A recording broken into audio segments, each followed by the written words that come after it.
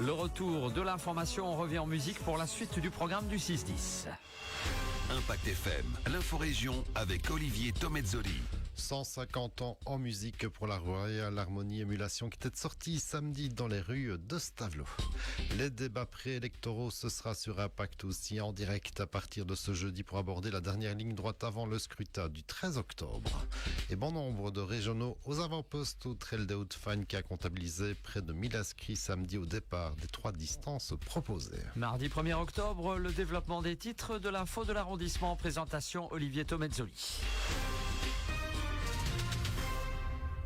Bonjour à tous, on commence une fois n'est pas coutume par un peu de légèreté en musique même, direction Stavelot où la Royal Harmony Émulation était sortie samedi pour fêter dignement son 150e anniversaire, un siècle et demi d'existence qui se fête sous plusieurs formes alors que samedi c'était réellement la grosse fiesta comme en 1874, mais aussi l'occasion de comprendre pourquoi l'émulation est et reste à juste titre l'harmonie préférée des fêtards du Coarmé au Létaré en passant comme samedi donc par sa sortie dans les rues de Stavelot et cela en compagnie de Samuel Deliège, le directeur musical qui nous explique pourquoi l'émulation met tout le monde d'accord. C'est difficile à définir en fait parce qu'on dit toujours que l'émulation a un petit truc en plus que les autres. Et ce petit truc en plus là, je le définirais peut-être par l'envie, le dynamisme, la passion tout simplement en fait de faire la fête en musique et avec tout le monde en fait. C'est l'esprit stavelotin qui ressort au travers des instruments. Oui, évidemment, hein. Il y a beaucoup de stavelotins parmi nous, mais il n'y a pas que des stavelotins. On a aussi beaucoup de Malmiliens qui savent faire la fête aussi. Et des gens d'ailleurs qui nous apportent aussi d'autres visions de culture et du folklore. Et c'est tout ça qui fait que l'émulation en fait vit et rayonne. C'est clair que quand l'émulation débarque quelque part, généralement on nous attend un petit peu parce que les gens voient les vidéos, maintenant avec les réseaux sociaux c'est facile, on tape émulation, on va voir l'harmonie, on voit les 50 musiciens, 70 musiciens qui jouent au Coarmé, au Létaré ou n'importe où ailleurs. On est content en fait d'être attendu. Maintenant, et un petit revers aussi de la médaille, c'est que quand on est attendu, on est obligé de toujours bien prester en fait. L'émulation, les musiciens qui m'entourent, et j'ai de la chance de l'avoir, c'est qu'en fait ils ont tous la passion en fait. Ils ont une passion de faire la fête, passion pour la musique, ils sont passionnés, c'est des gens passionnés. Et donc quand les gens sont passionnés et qu'ils font ce qu'ils aiment, automatiquement ça marche et le public réagit.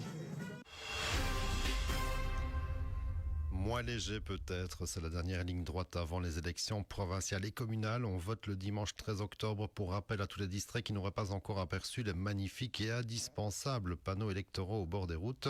Pour notre part et en vue de ces élections, on peut vous annoncer que vous vivrez en direct sur notre antenne les débats à la province et dans nos communes. On commencera ce jeudi avec un double débat provincial entre 8 et 9 heures avant d'enchaîner commune par commune du vendredi jusqu'au vendredi 11 octobre. Un seul conseil donc, restez bien à l'écoute. Un constat à présent, nos voisins de la communauté germanophone possèdent proportionnellement plus de voitures que tous les autres Belges.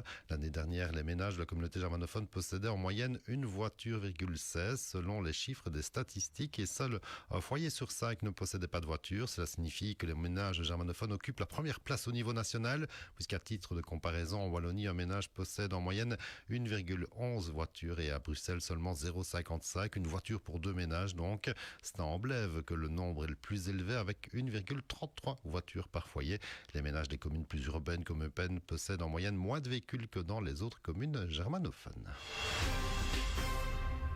Et un petit mot du Trail des Hauts-de-Fagne pour terminer, organisé par nos amis au Furla samedi dernier avec pas mal de régionaux aux avant-postes d'ailleurs. C'est pourquoi aussi nous y revenons ce matin sur le 14 km victoire de Samuel Klein qui a encore de beaux restes et cela devant Fabien Huby. Autre duo régional sur le 24 km, c'est la victoire de Jean Fémonville devant Victor Hendricks.